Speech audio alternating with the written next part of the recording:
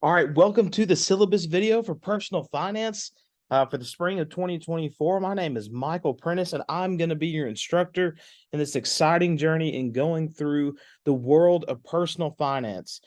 These are my credentials. I achieved my Bachelor of Arts in Biblical Studies here at Freed-Hardeman, my Bachelor of Business Administration in Finance, my Master of Business Administration in Finance, both from Freed-Hardeman as well, and my CPA in the state of Tennessee. This is my office location, the Brown Couple building here in Henderson. These are my office hours and my telephone number, and a good way to reach me. The best way to reach me is going to be through email, okay? We will be using email. We'll be using Canvas to communicate with each other. It's going to be a good time. The catalog description is going to be a detailed study of personal and family finance. We're going to include biblical teaching, financial planning, budgeting, banking, savings, credit, housing, insurance, investments, tax planning, teaching financial responsibility to children, gifts, retirement, and estate planning. There's no prerequisites for the class. So let's jump into what is going to be expected of you. The first thing we need to look at is the book that we're going to be using. We're going to be using Focus on Personal Finance. This is the 7th edition. This is through the McGraw-Hill publisher. You will need a Connect code in order to get through this. This will be our primary way of assigning all exams and all homeworks and Learn Smarts. These are our learning outcomes. Let's talk about these. Upon successful completion of this course, you, the student, will be able to do the following. 1, understand the relevance of Scripture to financial management. That's the most important thing we are going to need to be able to do, is understand the Scripture in terms of financial planning. Next, learn that money is a tool to be used, right? It is not necessarily something that we just want to gather and hoard, but it's something we want to use as a tool. Next is gain an overall understanding of the mechanics and benefits of financial planning. Next, become familiar with good money management techniques.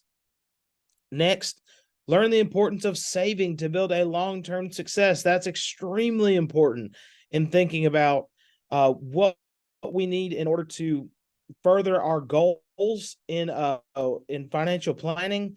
Next, we understand the importance of appropriate credit management in terms of getting loans, credit cards, things like that.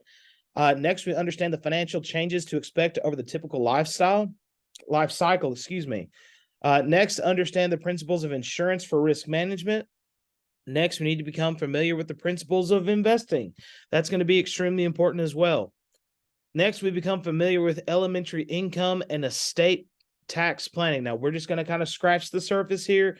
This isn't going to be something that we just go crazy with, okay? We just want to learn the basics. Next, we learn various ways to teach financial responsibility to children. Next, understand the importance of planning for retirement, and I would say other goals such as education as well. Next, become familiar with the basic principles of housing and real estate. And finally, understand the importance of wills and estate planning. This will be a self-study of the text. We will use videos in this to actually help explain, but we will have chapter assignments and some supplementary material, but you are expected to read and understand the material for a knowledgeable class participation, especially in the discussion board section when we talk about this. Let's look at our schedule. We are going to have approximately 4 units here. We are going to do in Unit 1, Chapters 1, 2, 3, and 4, you will have a Learn Smart and a quiz due every week, and we'll talk about the due dates for those here in just a moment. But that is going to be kind of the outline. Take a look at that. Now, notice right here we have a financial plan checkpoint. You may be wondering to yourself, what is that? But we'll actually come back to that here in just a minute. We'll have 2 exams in this class. As you can see, we'll have one at the midterm portion of this semester and a final examination, okay? But don't fret, there are plenty of grades in this class. So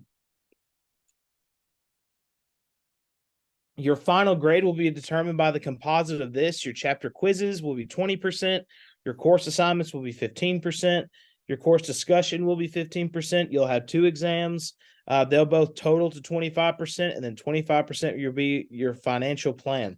All right, I want to talk about this. We're going to have a course motto for this class, okay? We're going to trust the process. Okay. I want you guys to understand that this is not something that you're just going to learn overnight. This is something that's going to take all semester and throughout the rest of your lives to continue to learn. What we're trying to do is provide you with a foundation of financial planning. So we're going to do that by trusting the process. Okay. I want you to trust the process. It's important that you have a connect code to access the assignments in the course. You should be familiar with the chapter before completing all course assignments. Um, all of the assignments in this class are open book. I did want to put in here they're not open Google. I will also put they're not open Chat GPT or any other AI. Okay, I want you to understand this material, so don't cheat yourself of knowledge. That's the whole point of us being here, is we want to gain knowledge, right? This is just a description of our Learn Smarts and our chapter quizzes. Again, there will be 2 exams of equal weight. Your Learn Smarts will be due the Wednesday of the week they're assigned. Your chapter quizzes will be due on the Friday of the week they're assigned. If you have an exam in 1 week, it will be due the Saturday of the week it is assigned. Your discussion boards are something else that will be due. Your initial submission and your response are both due the Thursday of the week they're assigned. So you got to have 1 original post of 75 words and then 1 response of at least 50 words. Okay. So this is a great opportunity to engage with your classmates. Now, let's talk about the financial plan. There will be several parts of the financial plan that I want you to go through. So you are going to complete a personal financial plan, and each part will be reviewed and returned with suggestions for improvement. Each submission will receive a grade of a 1, 2, or 3. 3 is correct. 2 has minor problems that need correcting. 1 has major problems that need correcting. The idea behind submitting parts of the financial plan over the semester is to give you, the student, the opportunity to work on the financial plan throughout the semester instead of just working on it at the end of the semester. That's the idea. Your completed plan is due on May 8th. The financial plan should be free of errors. You must have parts 1 through 13 in the following list. We're going to talk about that here in just a minute. There are some other things on this list. This is just something for you to have, just as a suggested list for you to keep with your financial plan. But let's talk about what is needed in the financial plan. First, you need a list of your top 5 financial priorities for the rest of your life. Now, right now, you're in college, you're trying to think of your priorities, and those may change. But I want you to think of your top 5 financial priorities right now. Then I want you to think of short-term, intermediate term, and long-term financial goals that are specific and measurable, okay? They need to both be specific and measurable, not just something that is very obscure or very general. I want it to be specific and measurable. I want a description in step 3. What is your attitude towards risk? Okay. Think about like risk in terms of investing or even risk in terms of risk management. Then I want a description of your attitude towards debt. How do you feel about taking on debt? Are you very willing to take on debt for a mortgage, a car, things like that? Or are you really not willing to do that? Next, an investment strategy you plan to follow. This is just what kind of investments do you think you'll be engaging in? Will you be more mutual funds? Will you be more in planning your own portfolio? Will you be giving it to a CFP or financial planner in order to work with? What's your investment strategy? Next, we look at lifetime projections like your marriage plans, how many children you plan to have, what career you'd like to be in, your income level at various career stages, your plan for trading automobiles, purchasing houses, and any planned loans. Now, the key word here is plan. Do I expect you to be able to look in your magic crystal ball and figure out what's going to happen in the next few years? No, I do not. But I do believe it's going to be important for you to understand, to just be thinking about these things now. Next, I want you to make an income statement for this year, an income statement for when you're 65, and then a personal income statement for the years in between at basically a 10-year increment. So let's say you make one when you're 20. I want you to make one when you're 25, 35, 45, 55, and finally 65. It should reflect your career plan and the income as well as expected expenses. Remember, the format of an income statement is all of your inflows or your income minus your expenses to be equal to net income.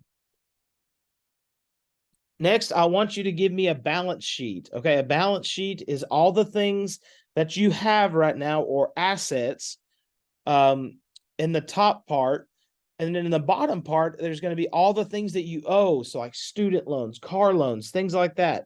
And then whatever is left over is net worth. So your assets have got to be equal to your liability plus your net worth. Okay. Um, so if you have a home loan or other loan, I want you to provide an amortization chart. Uh, if it's a loan with more than a 5 year repayment period. And then I want you to make a budget. Okay. So very early in the course. So for February, I want you to make a budget. So like towards the end of January, make your budget. And then I want you to go through February and see how well you stuck with that budget. And then I want you to note whatever was different, and why it was different. And then I want a budget that will show expenses that occur less often than once a month, like property taxes, the tuition for your school, insurance payments, things of that nature. What are those extraordinary items that you've got to take into account? And then I want you to give me the assumptions that you made. Where did numbers come from? Things of that nature, just so I can understand kind of what you're working with. Then a brief summary of your estate plan. What do you wish to happen with your estate at the time of your death? And then a description of your need for any kind of insurance, including automobile, homeowners, medical, life, disability. We're going to go through a lot of different insurances in this course. So I want to make sure that you are kind of gauging what you're going to need as we go through. These next 4 are not a part of the assignment. They're just important things to have. So take a look at those. Next, I want to look at the grading scale. We're on a 10-point grading scale here. So if you fall, wherever you fall here, this will be your grade in the class. This is a combined percentage score. Attendance, this is obviously something where you will be working online. So my policy is that you should participate, right? Watch the videos, do the discussion boards, things like that. Your attendance in this online class is taken through a timely submission of assignments. For makeup work, I will give you 3 days essentially to make up your work if there is a legitimate excuse for it. If there is an unexcused late submission, then you will receive a 0 on the assignment. If there's no submission at all, if there's no submission, but you have reached out to me, then I'll use the guidelines number 1 to figure that out. Now let's talk about academic integrity. This is all the university's language here, but I want to talk here about the additional information. The unauthorized use of any resource is deemed to be academic dishonesty. But more down to earth, don't cheat. In this class or in any other course you take, you're not only going to be cheating yourself of knowledge, but you're going to build bad habits that's going to drive your professional career. And this is in direct violation of how we as Christians should live. So this doesn't just include cheating. It involves lying to me. If you're found guilty of any form of academic dishonesty by university policy, I have to give you a 0 on the assignment. To prime your hearts, I want to take a look at some of these pieces of scripture just to kind of encourage you to stay away from the temptation to be dishonest. Luke 16:10, if you're faithful in little things, you'll be faithful in large ones. But if you're dishonest in little things, you won't be honest with greater responsibilities. 2 Corinthians 8:21, for we aim at what is honorable, not only in the Lord's sight, but also in the sight of man. Titus 2:7, and you yourself must be an example to them by doing good works of every kind. Let everything you do reflect the integrity and seriousness of your teaching. Colossians 3:23-24, whatever you do, work heartily as for the Lord and not for men, knowing that from the Lord you will receive the inheritance as your reward. You are serving the Lord Christ. So make this an opportunity, yes, for you to learn, but also to practice integrity. Don't compromise your moral standards for a better grade in class. This only builds sinful habits that'll affect you later in life. Since this is an online class, your behavior is going to be assessed using online discussion boards and any communication with me. Be Christ-like, be professional in your communication with others. These are your minimum computing requirements, which we will kind of look over. And then some supplemental resources. These are just some good resources for you to take a look at. I suggest Khan Academy or Investopedia, excuse me. for any supplemental resources, but these are some also really good ones as well. If you'd like to take a look at getting a Wall Street Journal subscription, reach out to me and we can try to figure out that for you. That's all that we're going to go over today. But I want you to remember a few things. One, I want you to work hard. Second, I want you to remember our motto, trust the process, okay? And finally, I want you to remember to act Christ-like in all you say and do. Thank you, guys. I'm looking forward to this semester.